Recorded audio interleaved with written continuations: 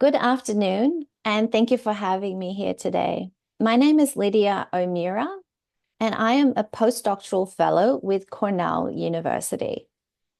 Now, by background, I'm actually a nutritionist, so I confess I think about fish as food most of the time. So today I will be presenting on some recent findings from a paper we had published last year, and the QR code is here if anyone would like to read the full paper. But essentially, my presentation today will be on what we found on dried fish and how they provide widespread access to critical nutrients across Africa. Now, by way of background, as you're probably already aware, quite a few women and children worldwide have quite a high burden of malnutrition and micronutrient deficiencies. So in particular, 80% of women of reproductive age and 62% of young children across sub-Saharan Africa have at least one or more micronutrient deficiencies. Now, quite recently, aquatic foods have been gaining a lot more attention because they are nutrient rich and full of a lot of these nutrients that are needed for nutrition and health. However, there's such a biodiversity of aquatic foods that we actually lack a lot of nutrient composition data. So we only really have the data for approximately a quarter of species that we know that are commonly consumed. And even more to that, when consumption surveys are taken, usually fresh and dried fish are all grouped together. So to date, we know quite little about exactly how many people consume dried fish and how important they may or may not be to household diets.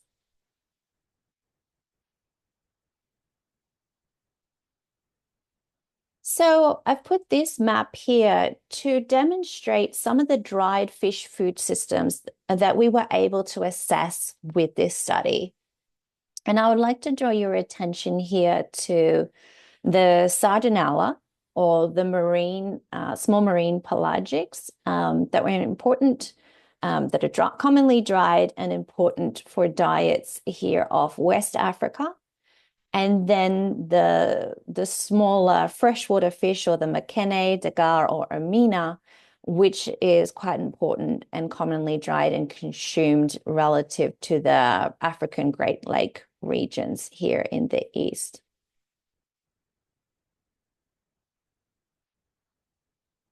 So we collected various fresh and dried samples of sun-dried, smoked, fried, and powdered fish, and they were analyzed at the Institute of Marine Research in Norway for their nutrient profiles, fatty acids, and also their heavy metal contaminants. Now, the purpose of this slide is to demonstrate how the drying process really concentrates the essential nutrients needed for a young child.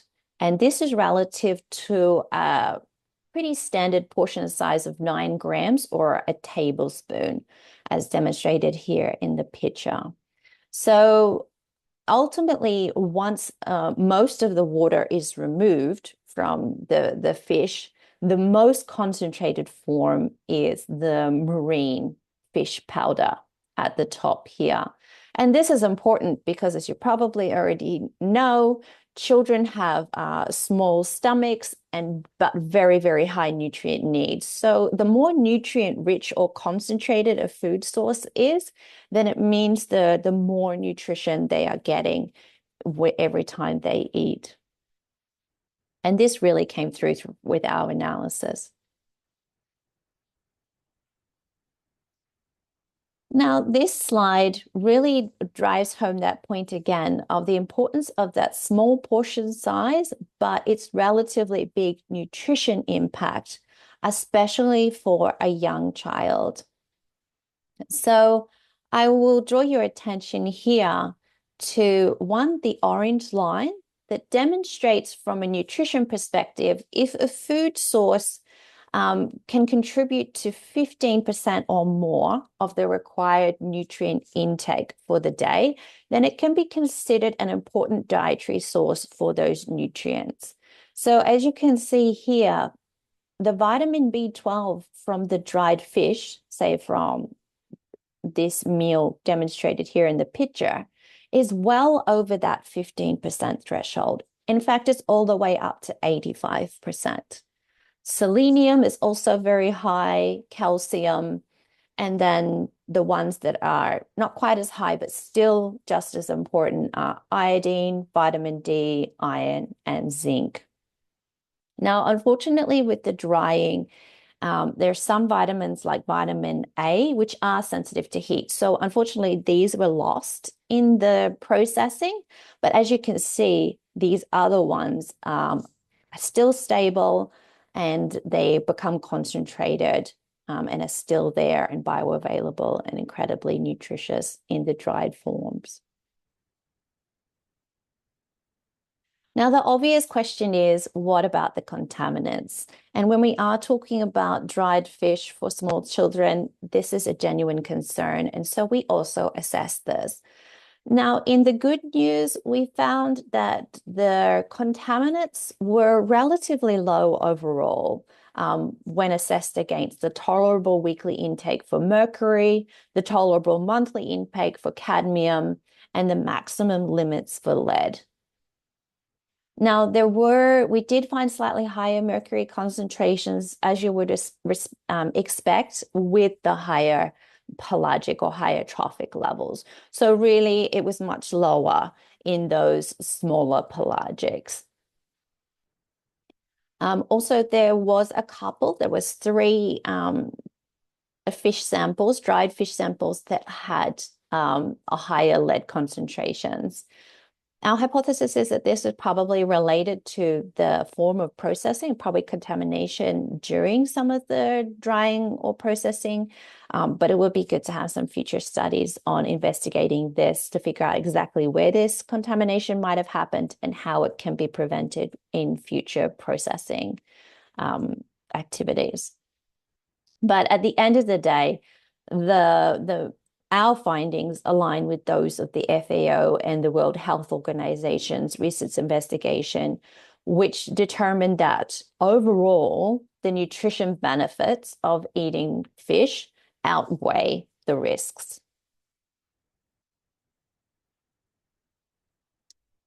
But exactly how many households are eating dried fish, and how important might it be for different households across Africa? Now, we assess this with the nationally representative living standard measurement surveys, and we assess this in over 38,000 households across 6 countries represented here. Now, the orange dots represent the dried fish relative to the fresh fish, or the green dots. And so you can see really quickly here that Malawi, dried fish is incredibly important in Malawi, Uganda, and Nigeria relative to the fresh. So at the end of the day, we found that 54% more people were reached by dried fish than fresh fish, especially for poor and rural households.